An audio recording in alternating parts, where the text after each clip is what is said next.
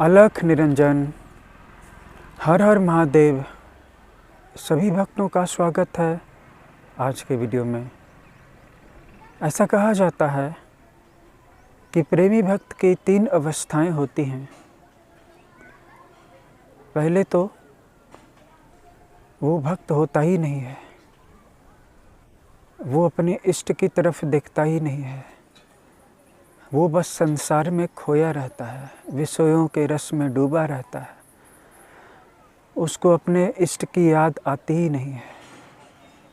ये विषयी जीव की अवस्था है, इसलिए इसको हम साधक में काउंट नहीं कर रहे हैं।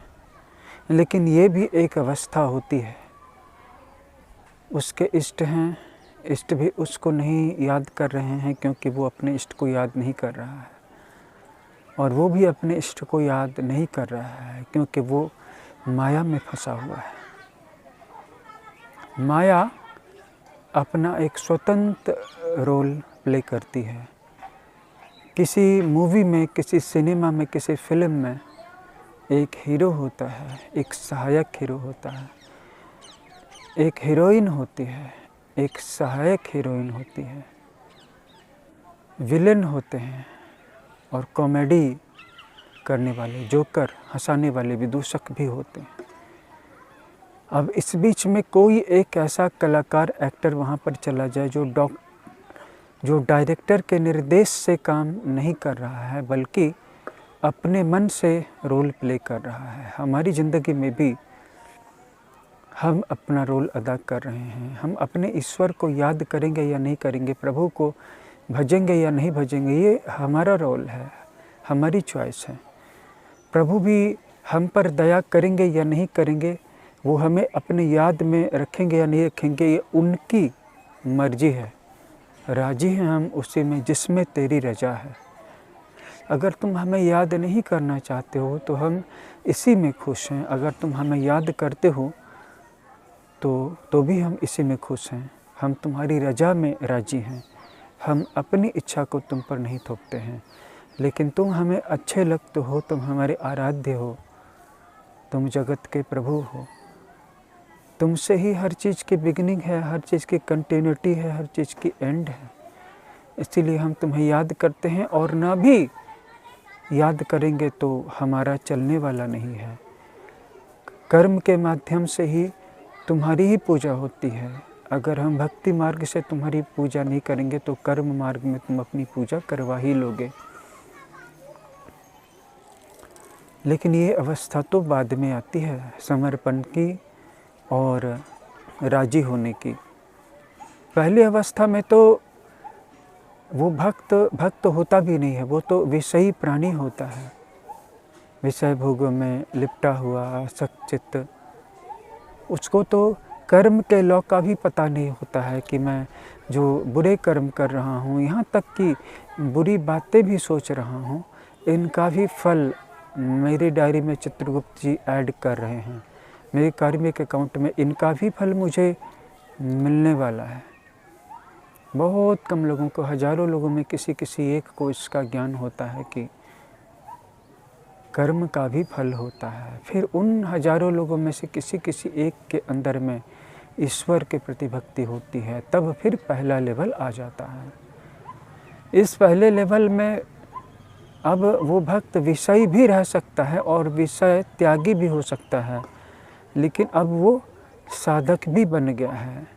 अपने गुरु से प्राप्त साधन के अनुसार जप, ध्यान, राजयोग, ध्यान योग, कुंडलिनी योग, क्रिया योग, सहज योग, हठ योग, लय योग कर रहा है। लेकिन अभी भी वो अपने प्रभु को देख रहा है,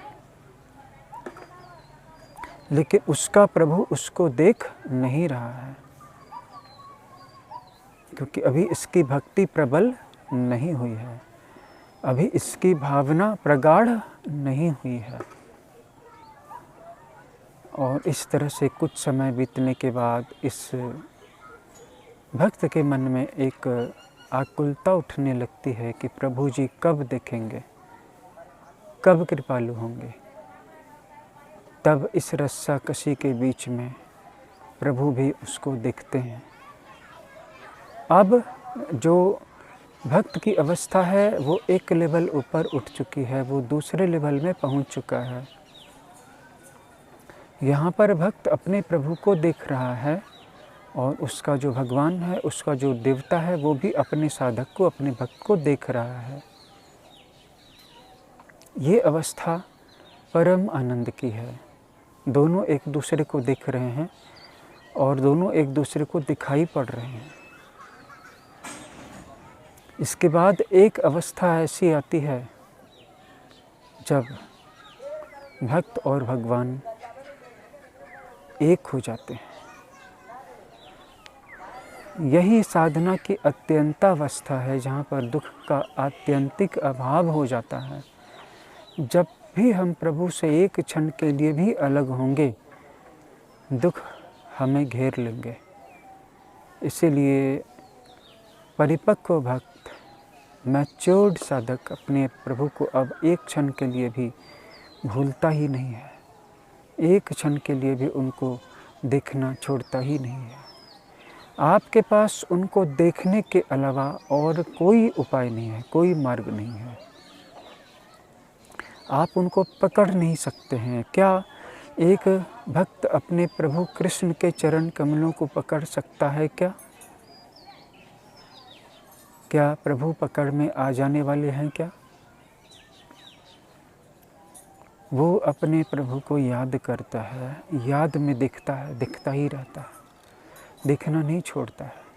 और उसका भजन करना इस उद्देश्य से नहीं होता है कि मेरे प्रभु मुझे दर्शन दे ही दें। अगर तुम दर्शन देते हो कान्हा तो ये तुम्हारी मर्जी है, अगर तुम नहीं देते हो तो उसमें ही हम खुश हैं। अगर तुम मुझे पशु की योनि में, कीड़े मकोड़ों की योनि में भी जन्म देते हो और इसी में तुम्हारी खुशी है, तो इसी में हम खुश हैं कान्हा। और फिर प्रभु वो तो जो भी करेंगे वो तो हमारे कल्याण के लिए ही करेंगे। वो भरा हमारे अकल्याण के बारे में सोच भी कैसे सकते हैं। यही साधक की 4 अवस्थाएं होती हैं, जिसमें से कि एक अवस्था विषयी पुरुष की होती है, भोगी पुरुष की होती है। इस दुनिया में जो लोग भोगी पुरुष हैं वो भोग के पीछे ऐसे लालायित हैं मानो आज उन्होंने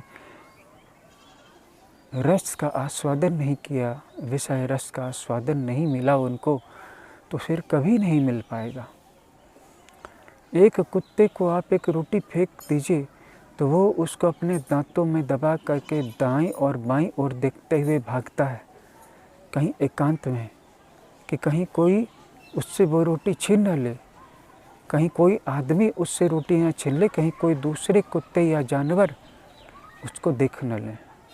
वही अवस्था हमारी है कि हम जब विषय भोगों को पकड़ते हैं तो डर करके चारों तरफ देखते हैं और एकांत में रोटी को लेकर के भागते हैं कि कहीं कोई देख न ले, कहीं कोई छीन न ले, कहीं कोई रोक न दे। इसलिए विषयी पुरुष को तो भक्ति की 3 अवस्थाओं में काउंट किया भी नहीं गया है। यहाँ पर भक्त की 3 अवस्थाएं होती हैं। पहली अवस्था जिसमें कि वो अपने इष्ट को देखता है लेकिन उसके इष्ट उसको नहीं देखते। दूसरी अवस्था जिसमें कि वो अपने इष्ट को देखता है और उसके इष्ट भी उसको देखने लगते हैं। और तीसरी अवस्था जहाँ पर कि उसके इष्ट और भक्त एक हो जाते हैं और वह अपने आप को इष्ट के साथ एकाकार दिखता है और उसके इष्ट भी अपने भक्त को अपने आप में एकाकार कर लेते हैं। जय श्री कृष्ण। हर हर महादेव। जय माँ।